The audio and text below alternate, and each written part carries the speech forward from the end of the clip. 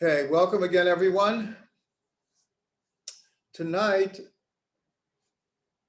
we're of course going to be learning about the 3 weeks, and we're going to begin. There are a number of different ideas I'd like to share tonight. We're going to start with the idea that I believe we learned it a few weeks ago already, that the Mishnah in Ta'anit tells us that 5 things occurred on Yud Zayin B'Tammuz, and 5 things happened on Tisha B'Av. On Yud Zayin B'Tammuz, the tablets were broken. Moshe broke the tablets.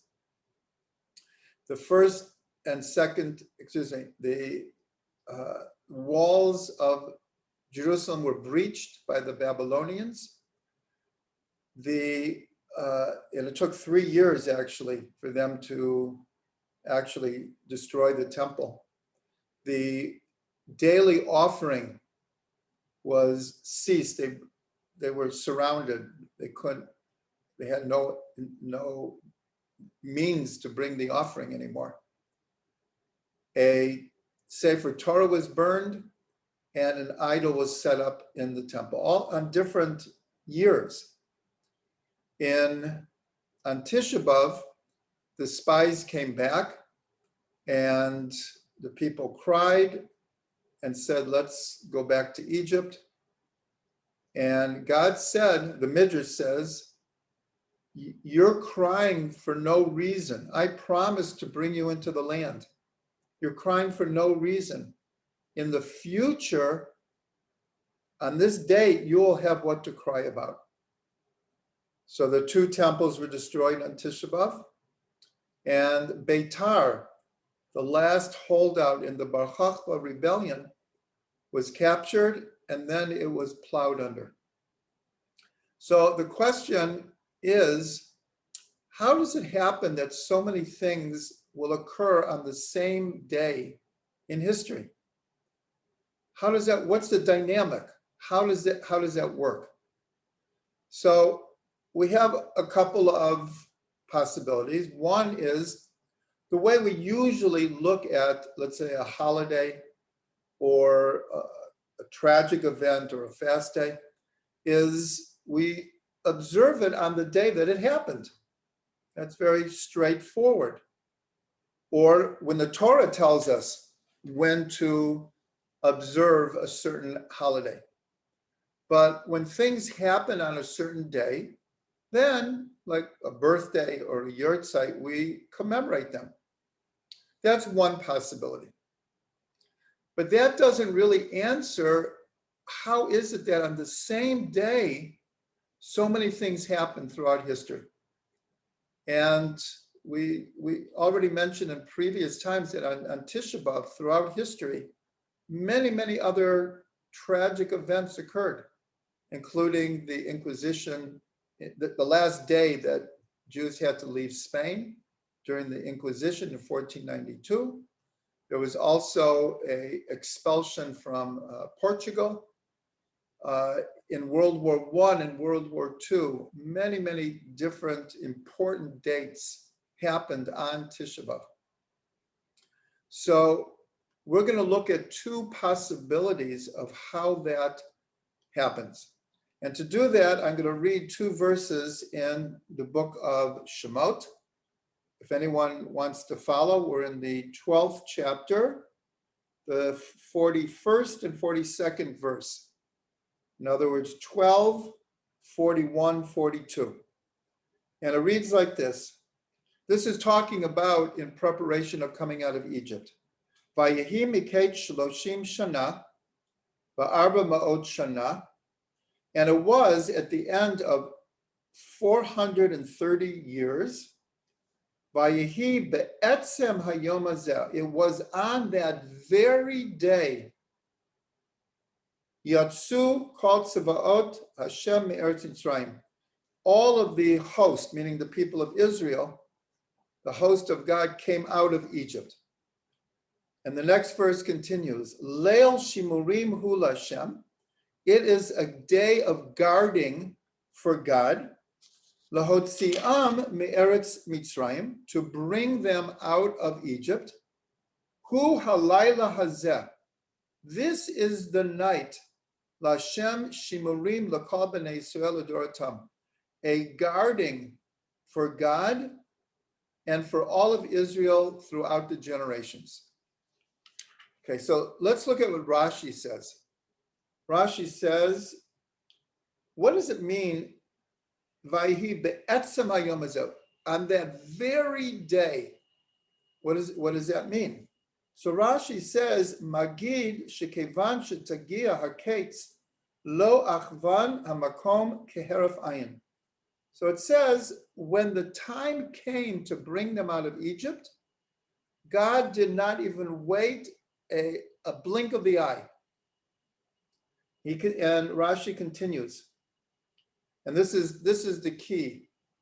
Tu b'Nisan, on the 15th of Nisan, Ba'u Malachei Hashoret Eitzel Avram, on the 15th of Nisan, the angels came to Abraham, the Basro, to inform him and Sarah that they would have a child. B'chamisha asar b'Nisan nolad Yitzchak. And exactly 1 year later, on the 15th of Nisan, Yitzchak was born. Ube Tu b'Nisan, and on the 15th of Nisan, this is the first thing that happened, Nigzara Gezerah Beina B'Tarim, what's called the covenant of the pieces that God made with Abraham, also happened on the 15th. Rashi continues, so what does it mean, a day of guarding for God? Shahaya HaKadosh Baruch Hu shomer u'mitzaper lo lekayem havtachato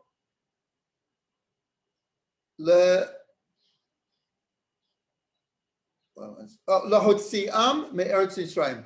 His promise that he made to Avram already at the covenant of the pieces on the 15th of Nisan, to take them out.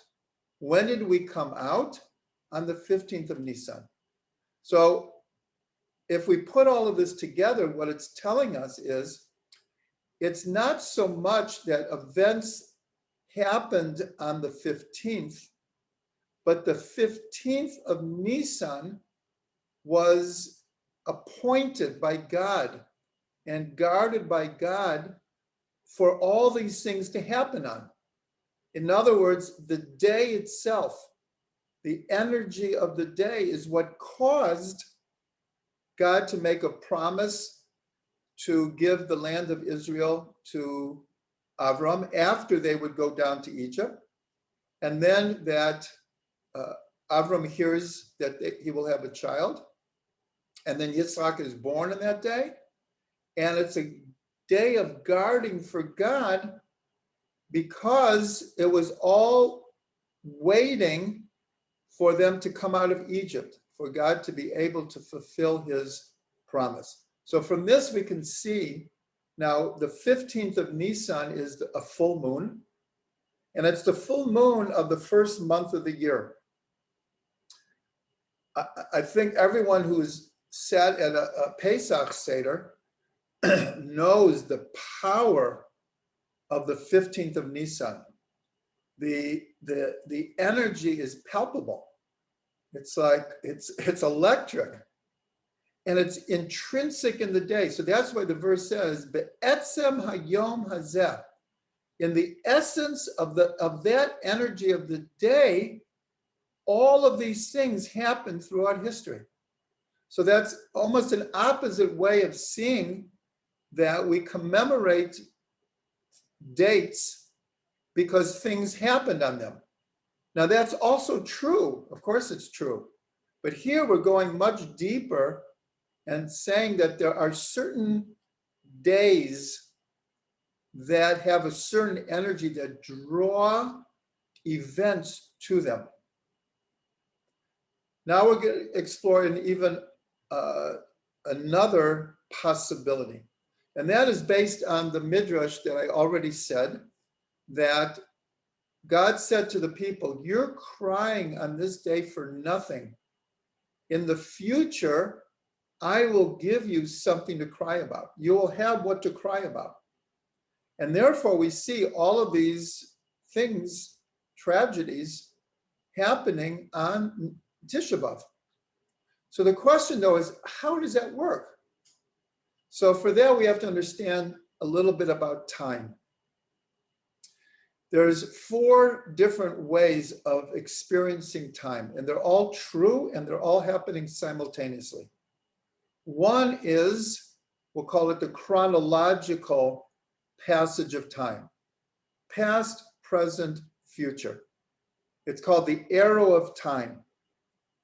Things, it's like a river that's flowing. Time is just flowing, and we're, as it were, flowing with it. Then there's the idea of a circle, cycles. And we have, every year we have Rosh Hashanah, we have Sukkot, we have Pesach, we have our birthdays, we have Yurtzeit. In other words, the circle of the year comes around every year. Next, you take the circle, and on a much deeper level, we experience it as a spiral, meaning it is a circle, but every year, the trajectory moves up a step. But what that means is, if we're going like this, if you take a point and you go vertical, so then every Pesach will connect. Every Rosh Hashanah will connect. Every birthday will connect. So it is a circle, but it's on a higher level. It's a spiral.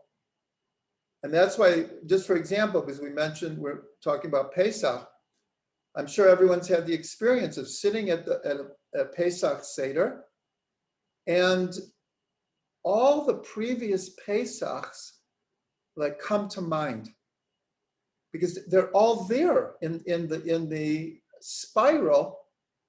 It's all connected. All the previous Pesachs are connected. And for Am Yisrael, it's like 3,300 years of the same point on the spiral connecting. That's what it makes so powerful. And the 4th experience of time is what we'll call divine time, where past, present, and future, at least in potential, are all happening at the same time. That's why God can give a prophet a vision of the future in the present moment. And that's why in our memory, we can go back to the past and experience it in the present. So here we want to work with the spiral, this idea of things happening on the same dimension, the same line of the spiral. But we're going to add another dimension here, and that is what we're going to call the gravity of time. What do I mean by this? Einstein revealed that space and time are intrinsically woven together. You cannot separate time from space. So how does gravity work in space? Is mass exerts a gravitational pull. You have in our solar system, we use our solar system as an example. The sun is the greatest mass in our solar system. And Einstein revealed, Newton already knew about gravity, but he didn't know how it worked. So Einstein explained, because the sun is the biggest mass, it warps space. And that's why the Earth and all the planets go around the sun, because space is warped by the gravitational pull. Now, if we take this idea, and we're talking theoretically here, the same can work for time. In other words, to understand the Midrash, when God says, you're crying for nothing, in the future, you'll have what to cry about, meaning that the sin of the spies and the fact that the people listened to them and were ready to go back to Egypt had such a powerful gravitational pull that when you go around the spiral, it's now going to draw other events to that day. This is a very, very unique way of seeing how many events end up happening on the same day. Is that there's like a gravitational pull of time. And that's what the Rashi is actually saying here without saying it explicitly. But God determined that there was something very special about the 15th of Nisan. And therefore, he appeared to Avram in this incredible vision called the vision of the covenant between the pieces. And then the angels come to Avram, same day, different year. And then Yitzchak is born, same day, different year. And all of this is being guarded by God. And it was on the etzem, on the essence of that day, that God brought us out of Egypt. So here we've looked at really three different possibilities of how events happen on the same day during time. And they're all true. They all have their place, just like the four different views and experiences of time. They're all legitimate and they're all happening at the same time. Okay, so that's one idea. Now I want to introduce another idea. And that is based on a pasuk that says, Eid Sarah liYaakov, umimena Yoshia. It's a time of Sarah, of trouble for Yaakov. And from it, he will redeem. God will redeem us from the trouble. So that's the simple way of reading it. We have troubles, and God will come and save us. But it's brought down that if you read it even more literally than that, you could read the same words as it's a time of sorrow, trouble, problems for Yaakov. From those problems will come the salvation. So I want to explain that. The first one we'll do is Tisha B'Av. And this is connected very, very much with the teaching that Mashiach is born on Tisha B'Av. So it's somewhat paradoxical that of all the days for Mashiach to be born is on Tisha B'Av, but that's exactly what it says. It's from the sorrow, from the, in our day, the crying over the situation in the world, that will bring the salvation. And in other words, exile and redemption are intrinsically connected together. And redemption is going to come out of the exile, not just as a, like the opposite. You have exile and then the opposite is redemption.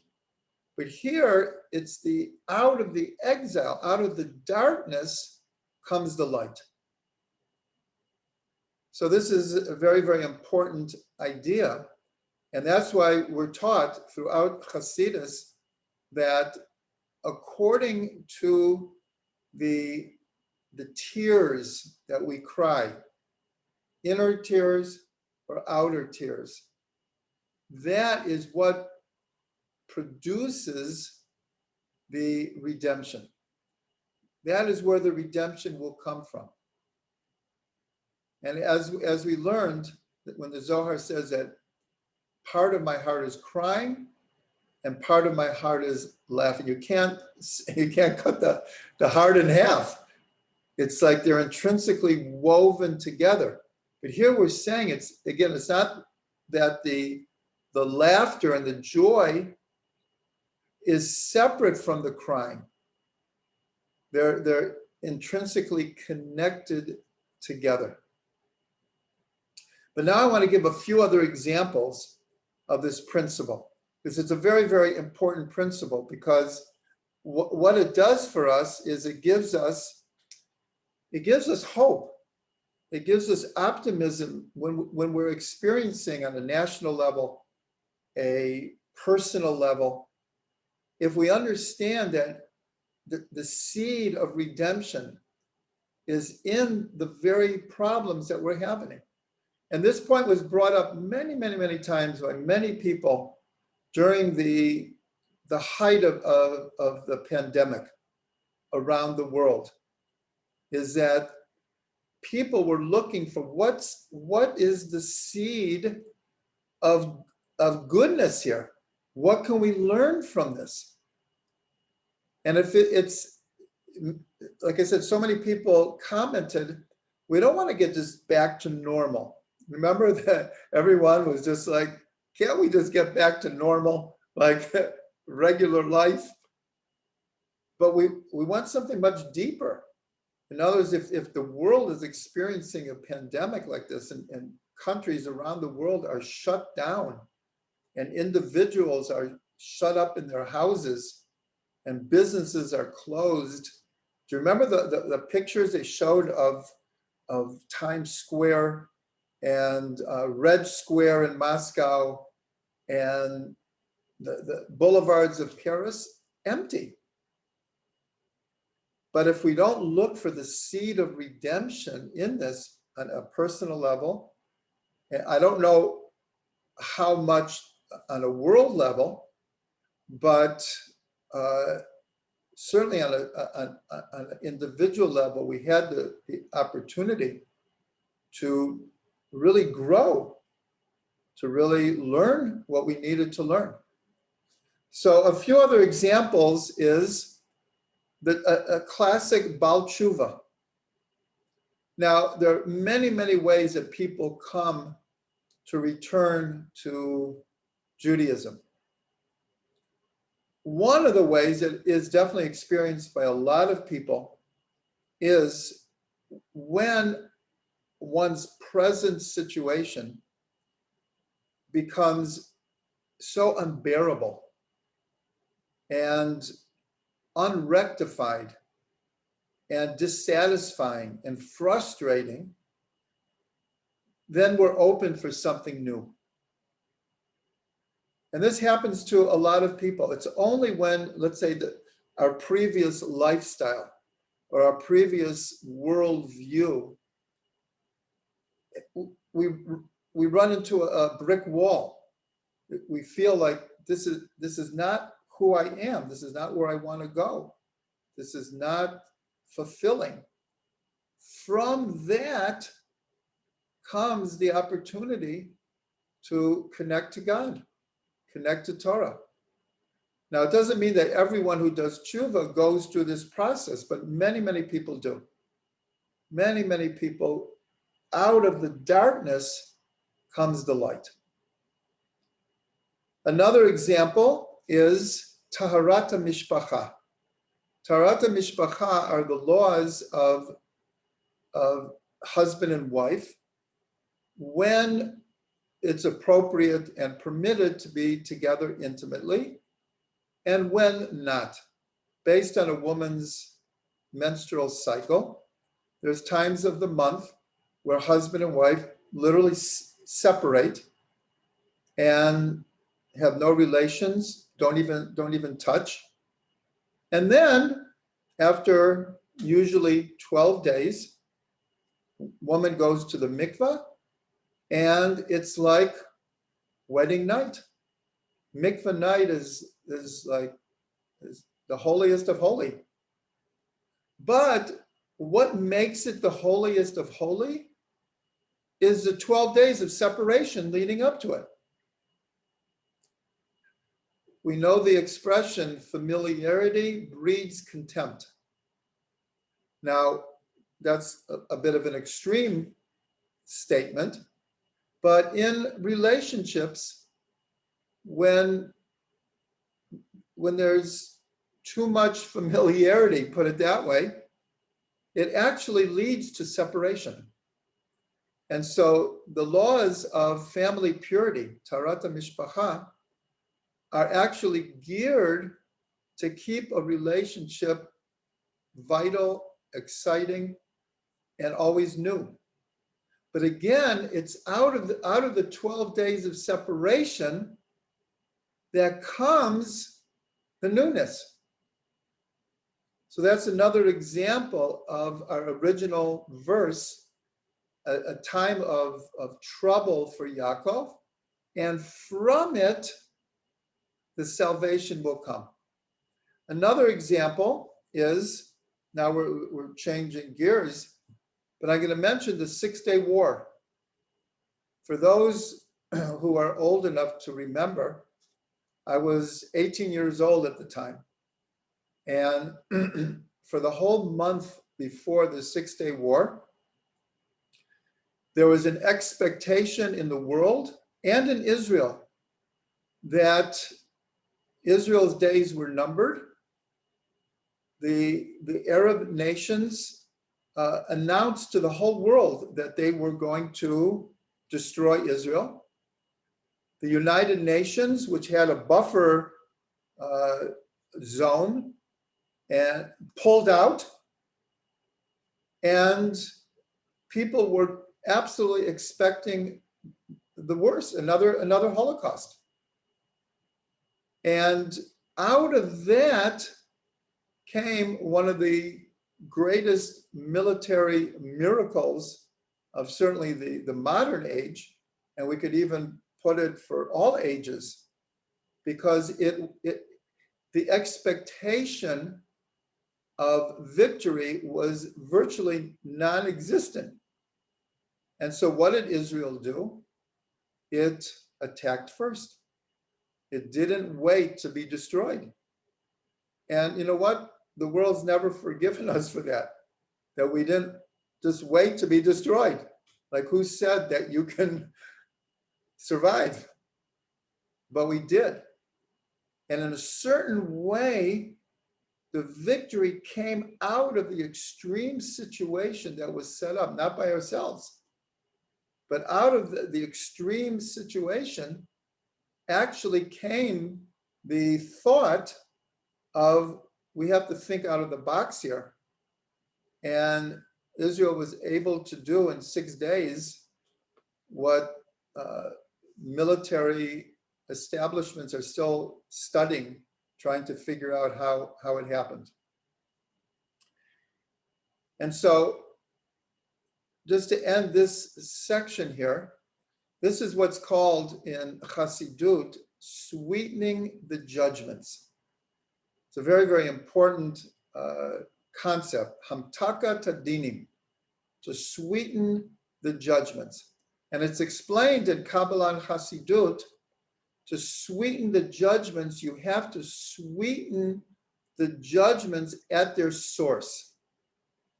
So what it means is that it's not by like papering over the judgment or shoving it under the carpet and pouring a lot of sugar on it. You have to go into the judgment itself and find the point of the salvation. And this maybe is very similar to the idea of how many people deal with trauma. Different life coaches or psychiatrists or psychologists is by bringing a person back into the trauma and healing it from inside. We all know that when someone experiences trauma and it's not dealt with, So people try to cover it up. So many people end up drinking and drugs and you name it, gambling, extreme sports. Everyone has a different way of, in a sense, trying to get as far away from the trauma as possible. But it's very similar to the idea that if you fall off a horse, get back on it immediately, because if you don't get back on, you'll be afraid to, like, forever. So healing trauma, I'm not saying it will work for everyone, but it certainly works for many people, is when a skilled counselor or therapist can bring a person back into the trauma and work it out from inside, then it's sweetened. That's what's called sweetening the judgments. So that's the same thing, that it's a time of trouble for Yaakov, and from it will come the salvation. And that's really our hope and our blessing for this time period, is that we feel in a very deep level the tragedies of all of Jewish history, but in a way that it doesn't freeze us, that it actually gives us strength, like the saying "never again." That we become determined not to go back to that place, but to forge forward, and with blessing and with rectification.